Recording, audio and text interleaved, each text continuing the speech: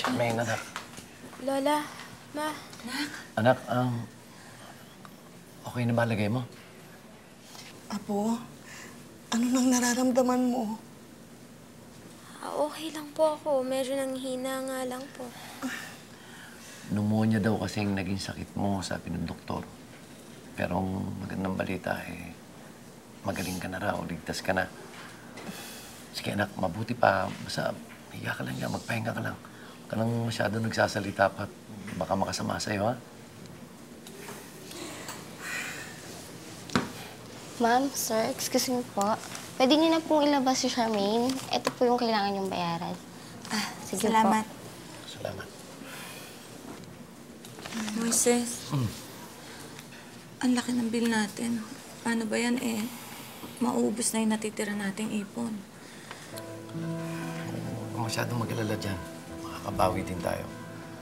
Masasambay at makakasampa rin ako ng barko. Sorry po, nakabigat pa ako sa inyo. Charmaine, Anak. ano ka ba bata ka, ha? Huwag ka nga nagsasalita ng ganyan. Kung ano-ano iniisip mo.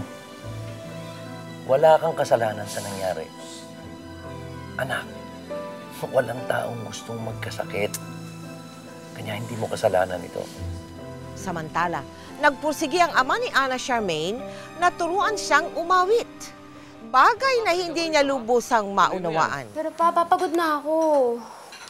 Charmaine, maniwala ka sa akin. Para sa ikabubuti mo rin yan. Sige, pagpatuloy mo lang. Ayan, tama-tama. Nay, bantayan niyo muna itong naging ensayo. Babalik agad ako. O, ayan. Uminom ka muna ng salabat. Pampaganda ng boses yan. Salamat po, Lola. Ay, nako. Teka, meron akong sasabihin sa'yo. Sikreto. Alam mo ba, hindi kikwento ko lang sa'yo yung papa mo nung bata pa. Alam mo ba na kung saan nagpupunta yan sa mga pa-contest para ba madiscover siya? Alam mo naman ang papa mo talagang gusto niya maging isang singer. Kaya nga siguro pinupukpuk ka niyan para na sa ganon, ikaw ang magpatuloy ng pangarap niya. Alam ko po yun, Lola. May pangarap din naman ako Gusto ko, bago man lang ako mamatay, makita kitang isang sikat na singer. Lola, mahaba pa po yung buhay niyo. Hindi pa po kayo mamamatay. Hindi mo naman masasabi yun. Pero, Apo, pangako mo sa akin, ha? Gagawin mo ang lahat para maging sikat na singer ka at matupad ang aking pangarap. Ha? Sige po, Lola. Pangako po yun. Oo, talaga. Anak ko. Mabait ng apo po. Dahil na rin sa suporta ng kanyang pamilya, nakuha na rin ni Charmaine na tanggapin at ipagmalaki ang kanyang angking talino sa pag-awit. Bago magsimula ang klaseng ito, may announcement lang ako. Magsisimula na yung singing contest ng school natin. May representative ba dito sa klaseng ito? O may volunteer ba?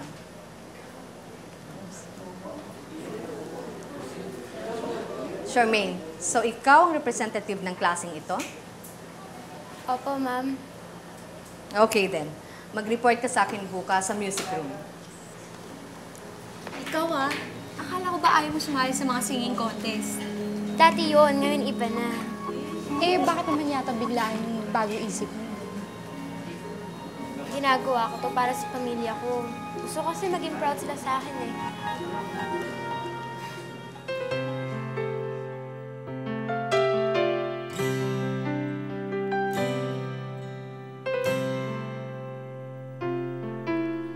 Minamastán kita, kay tagal na pala kitang minamahal ng ganito.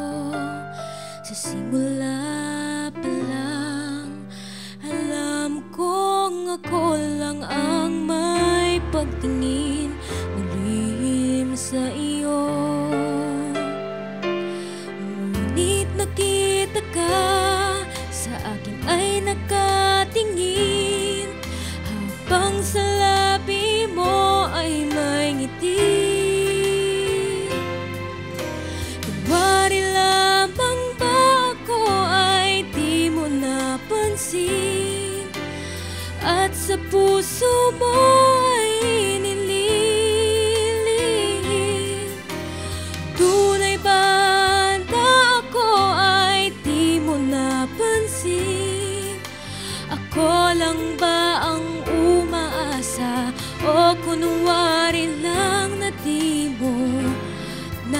napapansin.